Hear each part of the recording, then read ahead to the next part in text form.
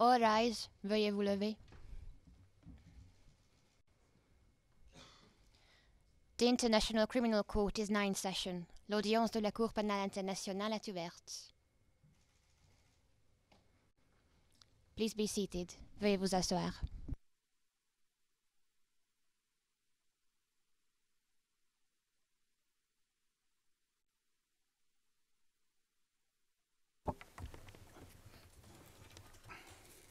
Good morning. Le juge président, bonjour à tous et bienvenue à nouveau. Madame la greffière d'audience, veuillez appeler l'affaire, s'il vous plaît. Greffière d'audience, merci, monsieur le président. Il s'agit de la situation en République du Mali, en l'affaire le procureur contre Ahmad Al-Faki Al-Mahdi. Référence de l'affaire ICC 0112 0115. Nous sommes en audience publique. Le président, merci infiniment. J'invite maintenant les parties à bien vouloir se présenter. Nous allons commencer par l'accusation.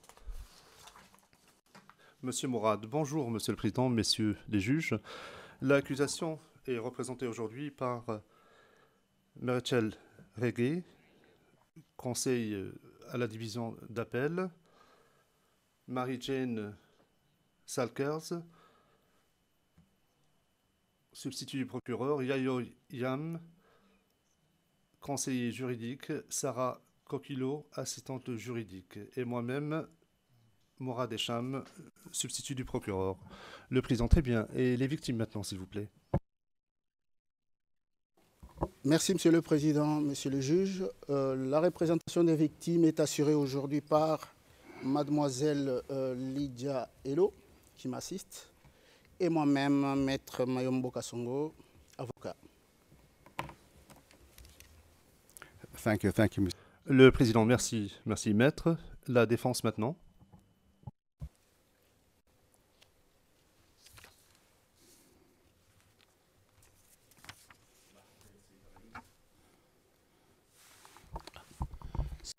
Awini, bonjour Monsieur le Président, Messieurs les juges.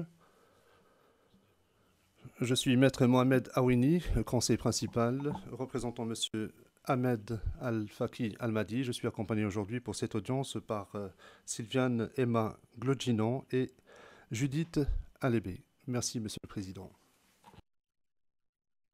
Le Président, je vous remercie. Le fonds au profit des victimes maintenant. Monsieur Debanne. Bonjour, Monsieur le Président. Le Fonds au profit des victimes est aujourd'hui représenté par Madame Erin Rosenberg.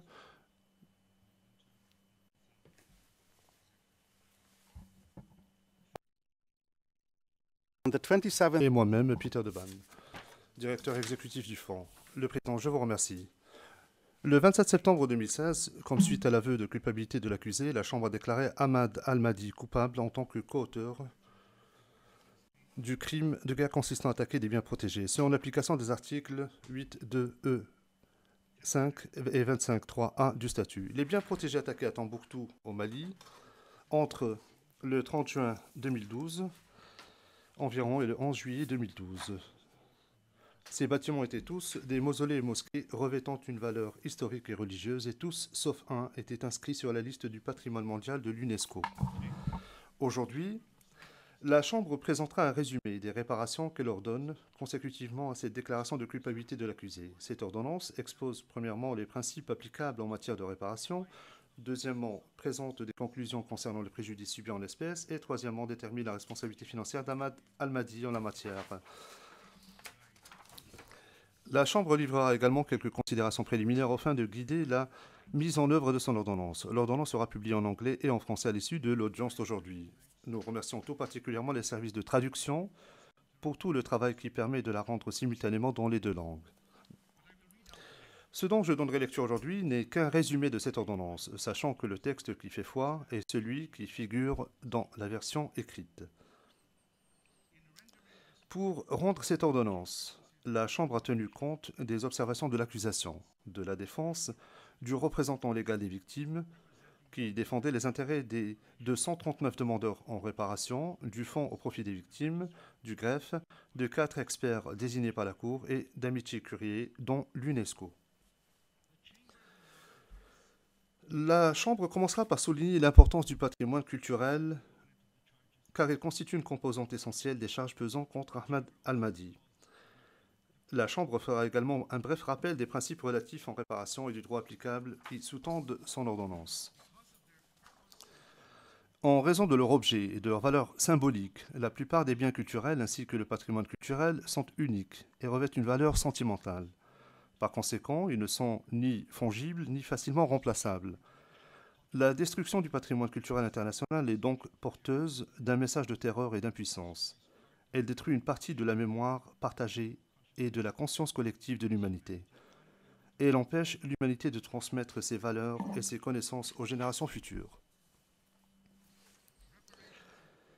En l'espèce, les réparations ont pour objet, dans la mesure du possible, de soulager les souffrances causées par le crime grave qui a été commis, de remédier aux conséquences de l'acte illicite perpétré par Ahmad Al-Mahdi, de permettre aux victimes de recouvrer leur dignité et d'avoir un effet dissuasif quant à de futures violations. Les réparations peuvent aussi aider à promouvoir la réconciliation entre les victimes du crime, les communautés touchées, ainsi que la personne déclarée coupable. Un principe général veut que toutes les victimes soient traitées équitablement et de la même manière pour tout ce qui est des réparations, qu'elles aient participé ou non au procès. Cela étant dit, au stade de la mise en œuvre des réparations, il pourrait être opportun de donner la priorité aux réparations destinées aux victimes qui ont le plus souffert du comportement de la personne déclarée coupable. Chaque fois que cela est possible, les réparations devraient s'inspirer de la culture et des coutumes locales, à moins que celle-ci ne soit source de discrimination ou d'exclusion ou n'empêche des victimes d'exercer leurs droits en toute égalité. Comme l'a expliqué l'un des experts désignés par la Chambre, les femmes et les filles peuvent avoir à faire face à des risques, des difficultés, des discriminations à caractère sexo-spécifique lorsqu'elles veulent avoir accès à leur patrimoine culturel et de le défendre. J'aborde maintenant la question de l'ordonnance de réparation rendue à l'encontre d'Ahmad Al-Mahdi. D'abord, la Chambre va expliquer qui sont les victimes concernées par les évaluations auxquelles elle a procédé. Dans le jugement, la Chambre avait conclu que la destruction des bâtiments protégés affectait non seulement les victimes directes des crimes, autrement dit les fidèles et les habitants de Tombouctou, mais aussi toute la population du Mali et la communauté internationale. Cependant, la Chambre a relevé que l'étendue et la nature du préjudice subi varient pour chacun des trois groupes identifiés. Il va de soi que le préjudice subi par la communauté de Tombouctou, du fait de l'attaque contre les bâtiments protégés, est bien plus grave. La Chambre n'a reçu que des demandes en réparation concernant la communauté de Tombouctou. En effet, aucune demande n'a été déposée aux seules fins de défendre les intérêts de la communauté nationale ou internationale au-delà de Tombouctou. En particulier, l'UNESCO elle-même n'a pas présenté de demande, déclarant au lieu de cela que les communautés locales sont les principales victimes. Toutefois, la Chambre est bien consciente de la nature spécifique du crime dont Ahmad Al-Mahdi a été reconnu coupable. La destruction du patrimoine culturel efface une partie du patrimoine de l'humanité tout entière. La Chambre juge donc opportun de reconnaître les souffrances endurées par la communauté malienne et par la communauté internationale dans son ensemble, du fait de la destruction des bâtiments protégés, qui, à l'exception d'un, étaient tous inscrits sur la liste du patrimoine mondial de l'UNESCO. La Chambre considère que remédier au préjudice subi par la communauté de Tombouctou remédiera aussi efficacement à celui subi plus largement par les Maliens et par la communauté internationale dans son ensemble. Limiter l'évaluation du préjudice à la seule communauté de Tombouctou permettra de maximiser également l'effet des réparations accordées en l'espèce. Pour reprendre les propos d'un des experts désignés, la population locale étant en définitive la mieux placée pour préserver le patrimoine en question, il serait on ne peut plus logique que les mesures de réparation visent à renforcer sa capacité à le faire. Je traiterai maintenant des types de préjudices subis et des types de modalités de réparation. La Chambre va à présent résumer son analyse des différents types de préjudices que la communauté de Tombouctou aurait subis d'après les informations qui lui ont été soumises. La Chambre relève l'argument de la défense selon lequel il est nécessaire que les juges identifient précisément les victimes pouvant prétendre à réparation pour pouvoir ensuite évaluer le préjudice subi. La Chambre rejette cet argument en ce qu'il suppose que les réparations ne peuvent être évaluées que sur la base de demandes de victimes individuelles. S'agissant des réparations individuelles, et comme on le verra plus tard, le règlement du fonds au profit des victimes envisage spécifiquement l'octroi de réparations dans le cas où la Cour n'a pas identifié de bénéficiaires individuels. S'agissant des réparations collectives, lorsqu'elle examine la question de savoir si le nombre de victimes dans une affaire fait que les réparations de ce type conviendraient davantage, la Chambre n'a pas à s'en tenir uniquement au nombre des victimes demanderesses qui l'ont saisie. Et elle suit en cela la jurisprudence de la Chambre d'appel dans l'affaire Lubanga. 5 types de préjudices sont analysés dans l'ordonnance rendue ce jour. Voici un résumé des conclusions qui les concernent respectivement. Nous allons commencer par les dommages causés aux bâtiments protégés et les excuses. En premier lieu, la Chambre a analysé les dommages causés en l'espèce aux 10 bâtiments protégés. Les attaques contre les bâtiments protégés sont au cœur de la présente espèce et constituent le fondement de la déclaration de culpabilité prononcée contre Ahmad Al-Mahdi. La défense soutient que pour déterminer les réparations accordées aux fins de la réfection des bâtiments protégés, la Chambre devrait tenir compte du fait qu'ils ont été restaurés. La Chambre n'est pas convaincue par cet argument. Le fait que ces bâtiments aient été restaurés par l'UNESCO et par d'autres entités n'a aucune incidence sur la question de savoir si Ahmad Al-Mahdi doit porter la responsabilité financière des dommages causés. Les travaux de remise en état entrepris par une tierce partie entre la destruction de biens et la délivrance de l'ordonnance de réparation ne modifient en rien l'ampleur du dommage initialement causé. Mettre indûment l'accent sur ces travaux de restauration conduirait à sous-estimer l'ampleur réelle du préjudice causé et des réparations requises. De même, le fait que l'UNESCO n'entende pas recevoir de réparation n'entre pas en ligne de compte. La Chambre ne se livrera pas à des conjectures sur la mesure dans laquelle des tiers de bonne foi pourraient faire valoir leurs droits contre la personne condamnée après la délivrance de l'ordonnance de réparation. Son seul rôle, à ce stade, est de statuer sur la responsabilité financière de la personne condamnée en tenant compte de l'ampleur du dommage, de la perte ou du préjudice causé. Ainsi, la Chambre juge Ahmad Al-Mahdi financièrement responsable de la destruction des bâtiments protégés. Pour ce qui est des types et modalités de réparation requis, les bâtiments protégés appartenaient à la communauté de Tombouctou tout entière, et leur perte a été ressentie par l'ensemble de la communauté. La Chambre estime que des réparations collectives constituent le meilleur moyen de remédier aux dommages causés. S'agissant des modalités, la Chambre considère que le préjudice causé par la destruction des bâtiments protégés sera réparé de manière satisfaisante par des mesures favorisant leur protection et leur entretien. La Chambre souligne que ces réparations devraient être adaptées aux préoccupations spécifiques relatives à chacun des bâtiments protégés. S'agissant des dommages causés aux bâtiments protégés, certains demandeurs, le représentant légal, les amis Tchikurier et les experts désignés soulignent qu'il y a des victimes en l'espèce qui jugent les excuses présentées par Ahmad Al-Mahdi insuffisantes. La Chambre reconnaît qu'il appartient, en définitive, à chacune des victimes de décider si elle considère que les excuses d'Ahmad Al-Mahdi sont suffisantes. Cela est inévitable et parfaitement compréhensible. Mais, d'une manière ou d'une autre, la Chambre doit se pencher sur le caractère suffisant ou non des excuses d'Ahmad Al-Mahdi pour pouvoir déterminer les réparations qui conviennent en l'espèce. La Chambre a déjà conclu qu'elle considère les excuses d'Ahmad Al-Mahdi comme sincères, sans équivoque et empreintes d'empathie. La Chambre ne lui ordonne pas de présenter des excuses supplémentaires au-delà de celles qu'il a déjà présentées.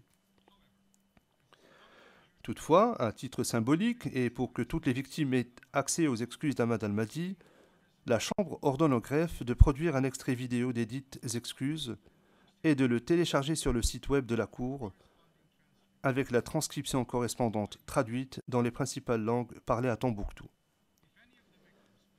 Si une victime souhaite recevoir une copie papier des excuses dans une langue qu'elle comprend et parle parfaitement, le greffe la lui fera tenir sur demande.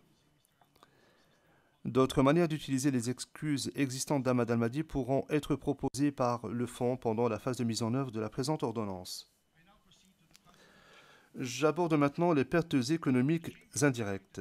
En deuxième lieu, la Chambre a analysé les pertes indirectes. Et les experts désignés par la Chambre indiquent que les pertes économiques indirectes globales causées par l'attaque ont affecté toute la communauté de Tombouctou. La Chambre estime que le préjudice causé par les actions d'Ahmad Al-Mahdi revêt principalement un caractère collectif.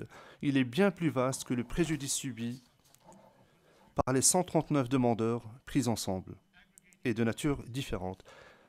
Agréger les pertes des demandeurs et donner la priorité à leur indemnisation pourrait conduire à sous-évaluer gravement et à décrire de façon inexacte la perte économique réellement subie. Ce, nonobstant, le représentant légal des victimes soutient que toutes les victimes demanderesses qui ont subi des pertes financières devraient être indemnisées et qu'un montant supplémentaire de 250 € devrait être accordé à chacune des victimes demanderesses pour réparer le préjudice collectif. S'agissant de la portée de l'indemnisation, la Chambre considère qu'il est plus équitable de recourir à des réparations individuelles pour dédommager les victimes, et ce à la lumière de l'ampleur du préjudice subi ou du sacrifice fait, plutôt que de la seule question de savoir si elles ont ou non présenté une demande en réparation. La Chambre fait observer que les personnes ayant demandé réparation en l'espèce bénéficient déjà de plusieurs avantages procéduraux auxquels n'ont pas nécessairement accès d'autres membres de la communauté de Tombouctou ayant subi un préjudice similaire. Ces personnes verront leur demande examinée en premier lieu lors du processus de sélection que la Chambre décrira plus tard. Ayant déjà préparé leur demande et les justificatifs y afférents, elles peuvent participer à ce processus de sélection sans avoir à faire beaucoup de démarches supplémentaires. Elles ont fourni des informations dont la Chambre a tenu compte pour déterminer les réparations à accorder, ce qui leur donne davantage d'influence sur les paramètres fixés dans la présente ordonnance. Elles continuent également de profiter de l'aide du représentant légal,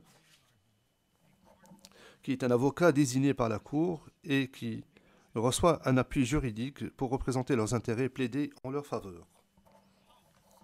Cependant, aller au-delà de ces avantages procéduraux en indemnisant les personnes qui ont déposé une demande et en excluant ainsi des personnes ayant subi un préjudice similaire mettrait indûment l'accent sur le dépôt de demande plutôt que sur l'ampleur du préjudice subi ou du sacrifice fait par les victimes. Il n'y a pas de raison de croire que les demandeurs, du seul fait de leur demande, ont souffert à un degré autre que le reste de la communauté de Tombouctou. Comme l'a relevé le représentant légal lui-même, le risque est grand de provoquer de la frustration si seules les personnes qui ont déposé une demande devant la Chambre se voient accorder des réparations. Les experts désignés par la Chambre ont eux aussi recommandé qu'en l'espèce, des réparations soient autant que possible accordées à titre collectif. Par conséquent, la Chambre n'accorde de réparation individuelle pour des pertes économiques indirectes qu'aux personnes dont les sources de revenus dépendaient exclusivement des bâtiments protégés.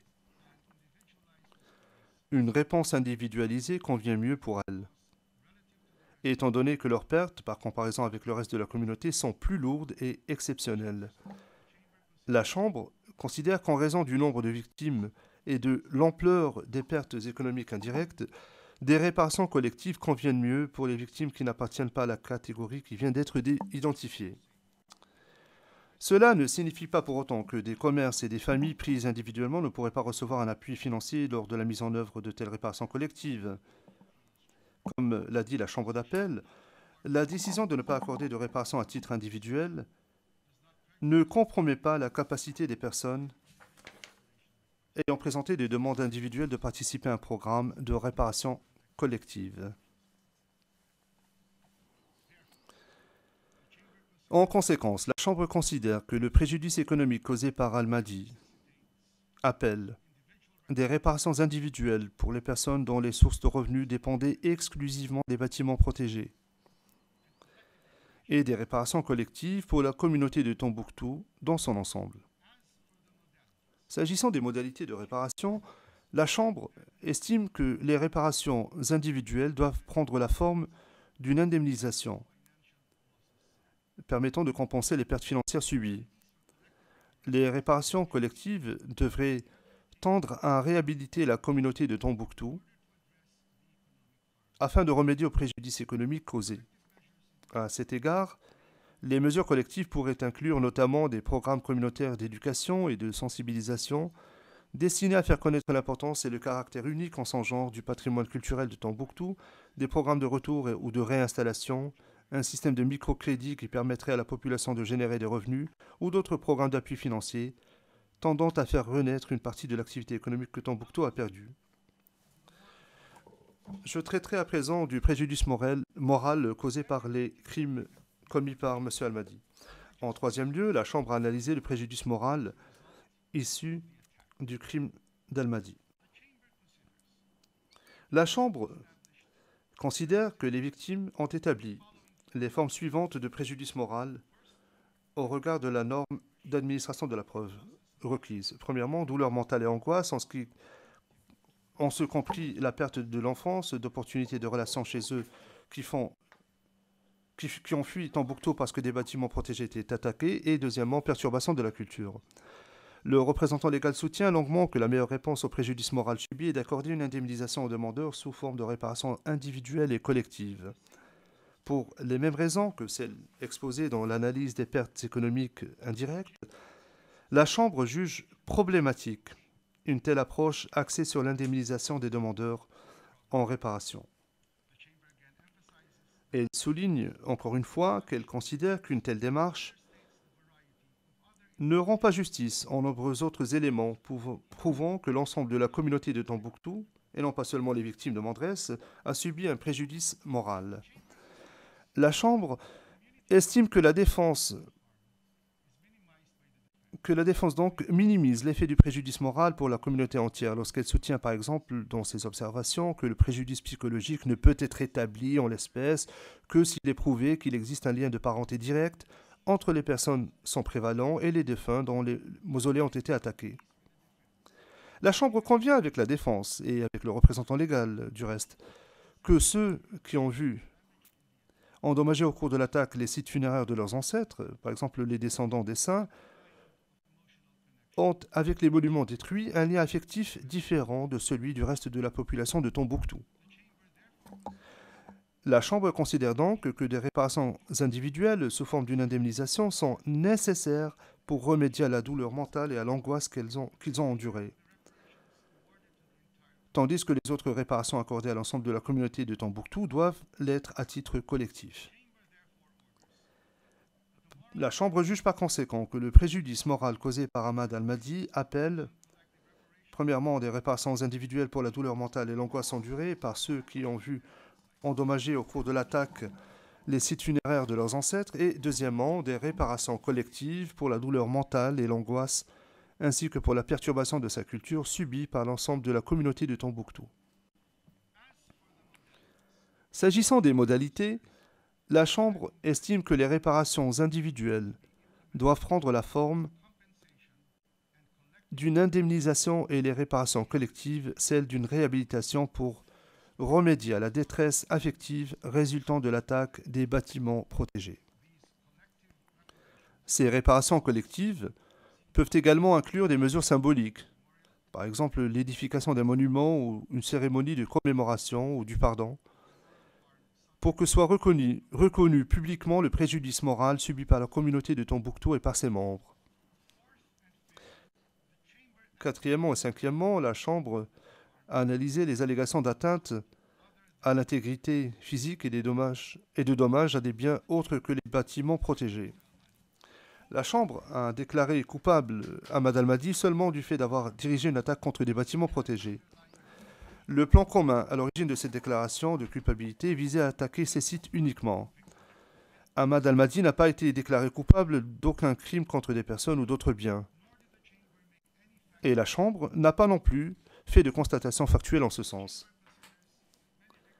La Chambre considère que de nombreuses victimes allèguent des atteintes à l'intégrité physique ou à d'autres biens en se bornant à affirmer qu'elles sont survenues pendant l'attaque. ce qui fait qu'il est difficile de vérifier les circonstances de ces actes et de déterminer comment ils sont survenus lors de l'attaque contre les bâtiments protégés. Partant, il est impossible de dire si ces atteintes ont été commises par des personnes qui attaquaient les bâtiments protégés avec Ahmad al-Mahdi ou par d'autres, agissant d'une manière que celui-ci ignorait et n'aurait raisonnablement pas pu prévoir.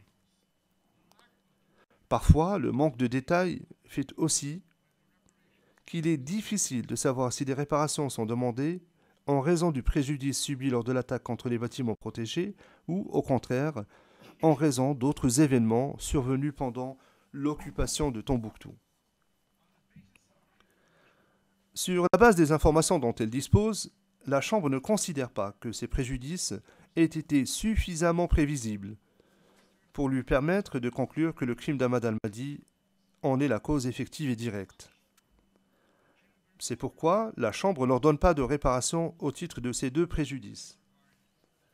À cet égard, elle souligne la portée relativement limitée de cette affaire par rapport aux plus larges violations des droits de l'homme qui auraient été commises à Tombouctou et ailleurs au Mali.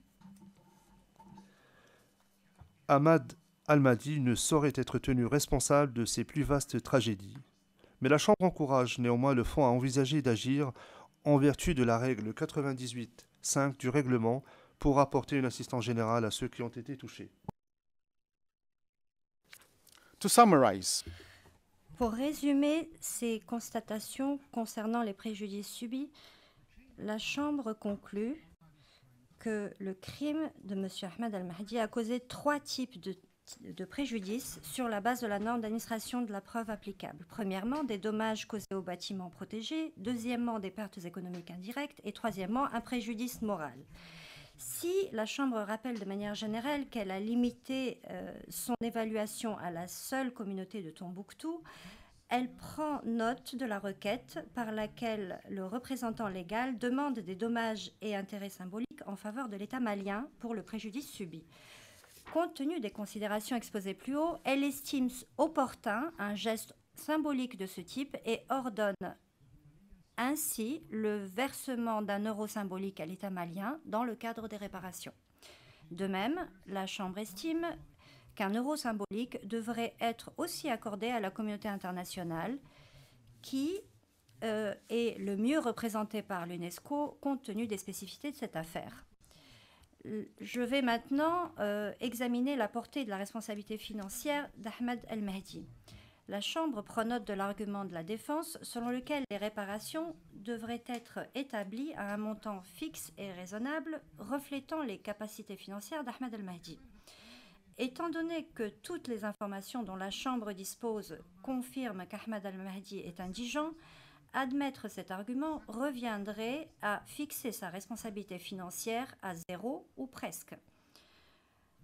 La Chambre rejette l'idée que l'indigence d'Ahmad al-Mahdi puisse influencer son ordonnance de réparation. La Chambre d'appel a jugé qu'il est erroné de conclure que l'indigence d'une personne reconnue coupable est à prendre en compte pour déterminer s'il convient de lui faire porter la responsabilité financière des réparations ordonnées.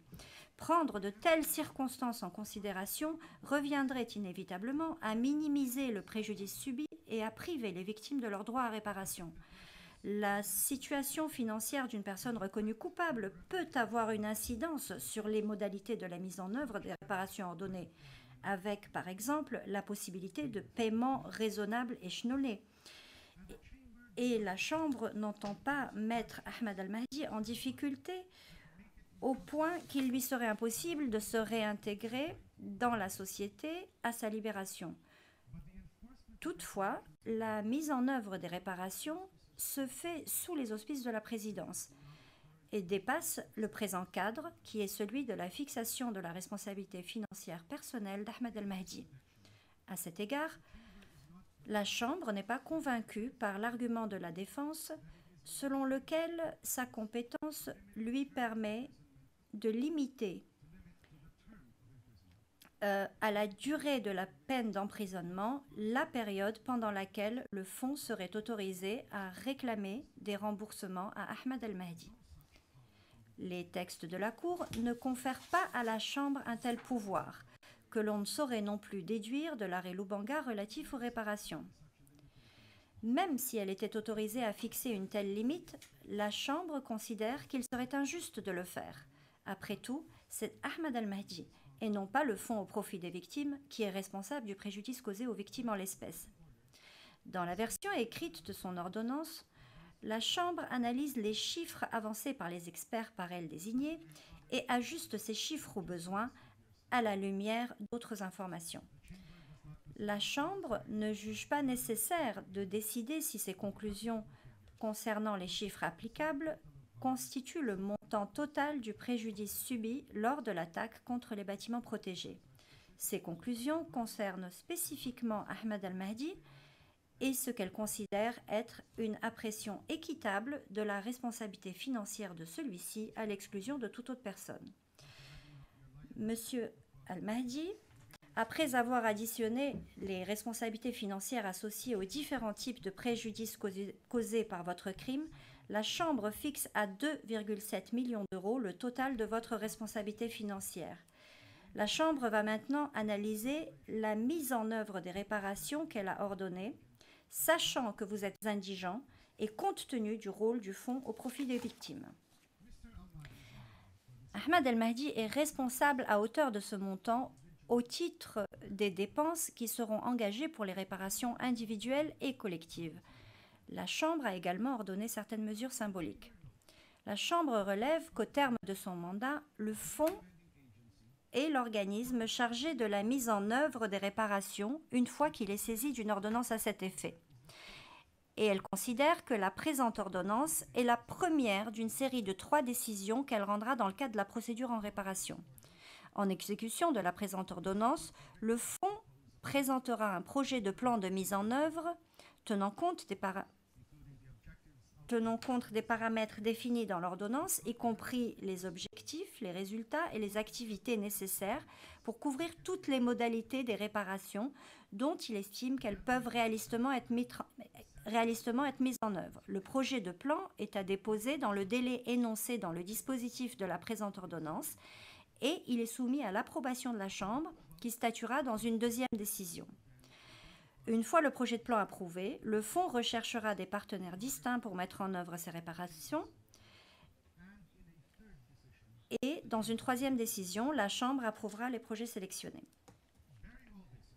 Gardant à l'esprit tout ce qui précède, la Chambre précise qu'il ne lui appartient pas pour l'heure de donner des informations détaillées concernant la mise en œuvre de la phase des réparations. Elle va toutefois livrer quelques considérations préliminaires pour guider la mise en œuvre de la présente ordonnance. Premièrement, étant donné qu'Ahmed El-Mahdi est indigent, la Chambre est consciente que le fonds peut, à son gré, compléter toute réparation individuelle ou collective. Elle encourage le fonds, au profit des victimes, à compléter dans la mesure du possible les mesures de réparation ordonnées et à s'employer à collecter des fonds dans la mesure nécessaire pour compléter la totalité des mesures ordonnées. Deuxièmement, la Chambre relève que les modalités des réparations qu'elle a ordonnées se renforcent mutuellement. Autrement dit, la réparation du préjudice moral distinct peut avoir des effets résiduels contribuant à remédier aux différentes formes de préjudice économique et inversement. Par conséquent, la Chambre considère que le fonds n'est pas limité par les calculs intermédiaires qu'elle a indiqués plus haut concernant la responsabilité, et ce dans le cadre de la conception d'un plan de mise en œuvre. Il s'en tiendra uniquement à la décision finale de la Chambre quant au montant total de la responsabilité d'Ahmed El-Mahdi. Troisièmement, la Chambre souligne qu'il convient de donner la priorité au petit nombre de réparations individuelles qu'elle a ordonnées en raison du petit nombre, et ceci lors de la phase de mise en réparation. En règle générale, le fonds accorde la priorité aux réparations collectives, mais comme nous l'avons déjà dit, les groupes identifiés par la Chambre comme bénéficiaires des réparations individuelles sont distingués des autres en raison de l'ampleur particulière du préjudice que le comportement d'Ahmed El-Mahdi leur a causé. La Chambre souhaite que cet ordre de priorité soient, dans la mesure du possible, retenues lors de la phase de mise en œuvre, et pour autant que les réparations individuelles ne fassent pas obstacle à une réconciliation plus vaste et ne stigmatisent pas certaines victimes aux yeux de la communauté de Tombouctou. Quatrièmement, et rappelant ses précédentes conclusions concernant le vaste éventail de préjudices subis en l'espèce, la Chambre relève que le nombre de demandes reçues paraît dérisoire par rapport au nombre de personnes ayant concrètement subi un préjudice. Elle constate également n'avoir reçu que 139 demandes lors de la phase des réparations, alors même qu'elle avait conclu qu'un préjudice collectif avait touché la ville de Tombouctou tout entière, qui comptait environ 70 000 habitants à l'époque de l'attaque. Le représentant légal reconnaît que les victimes qu'il a rencontrées lors de sa mission au Mali ne représentent qu'un échantillon des victimes dans l'affaire. La Chambre a également été informée que la situation en matière de sécurité à Tombouctou fait qu'il est difficile de s'y rendre ou d'entrer en contact avec les victimes. Pour ces raisons, elle estime qu'elle ne dispose tout simplement pas des noms de toutes les victimes répondant aux paramètres qu'elle a définis pour les réparations individuelles et considère qu'il lui serait difficile d'essayer d'identifier toutes les victimes ou de toutes les évaluer elle-même. Dans ces circonstances, la Chambre considère qu'elle n'est pas tenue de faire une telle appréciation lorsqu'elle accorde des réparations individuelles, ce qui fait que le processus administratif de première sélection des bénéficiaires par le Fonds est compatible avec les textes fondamentaux de la Chambre. Comme l'a reconnu également la Chambre d'appel, le règlement du Fonds au profit des victimes envisage explicitement l'octroi de réparations individuelles en faveur de bénéficiaires non identifiés, parallèlement aux dispositions du règlement du Fonds qui régissent l'octroi de réparations individuelles dans le cas où la Cour a identifié chacun des bénéficiaires. Lorsque la Cour n'identifie pas les bénéficiaires, il incombe au Fonds d'établir une procédure de contrôle pour vérifier que toute personne qui s'adresse à lui à cet égard fait bien partie du groupe bénéficiaire. Pour la Chambre, c'est là une autre manière de procéder, par opposition au processus fondé sur la présentation de demandes, dans le cadre duquel la Chambre examine les demandes en réparation que des bénéficiaires identifiables ont déposées conformément à la règle 94 du règlement de procédure et de preuve. En raison de ce qui précède, la Chambre considère que la difficulté d'identifier toutes les victimes répondant aux paramètres qu'elle a fixés pour les réparations individuelles justifie de passer par un processus de première sélection pendant la phase de mise en œuvre. La version écrite de l'ordonnance d'aujourd'hui expose certains des paramètres généraux sur lesquels se fondera cette première sélection. Cinquièmement, la Chambre a reçu des informations contradictoires concernant la mesure dans laquelle les mécanismes de justice traditionnels devraient être utilisés dans le cadre de la mise en œuvre de son ordonnance. D'aucuns relèvent le rôle fondamental que jouent ces mécanismes dans la culture à Tombouctou et expliquent que la validité de toute ordonnance de réparation dépendra du recours à ces mécanismes. D'autres soulignent que certains mécanismes de justice traditionnelle à Tombouctou ont pu faire preuve de discrimination, en particulier à l'égard des femmes, et que la prudence serait de mise en cas de recours à de tels mécanismes. Compte tenu de ces informations contradictoires, la Chambre n'exige pas le recours à des mécanismes de justice traditionnelle dans le cadre de la mise en œuvre des réparations ordonnées par la présente. Enfin, la Chambre souligne que l'exécution de la présente ordonnance doit tenir compte des conditions en vigueur localement, tout en se conformant aux principes applicables par la Cour en matière de réparation, en particulier au principe de non-discrimination. Le Fonds au profit des victimes devra préparer un projet de plan de mise en œuvre tenant compte de cette dichotomie en consultant toutes les parties prenantes pertinentes, y compris les parties en l'espèce, et en recommandant toute mesure de mise en œuvre qu'il jugerait appropriée. Les parties auront également la possibilité de déposer des observations écrites concernant le projet de plan proposé. Comme nous l'avons déjà dit, le projet de plan de mise en œuvre que le Fonds aura préparé sera soumis à l'approbation de la Chambre qui statuera dans une deuxième décision. J'en viens maintenant au dispositif de l'ordonnance de la Chambre.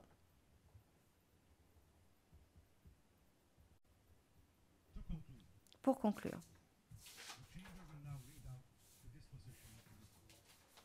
je donne donc lecture des dispositifs. Par ces motifs, la Chambre, premièrement, ordonne l'octroi de réparations individuelles, collectives et symboliques en faveur de la communauté de Tombouctou, comme précisé au paragraphe pertinent de l'ordonnance écrite.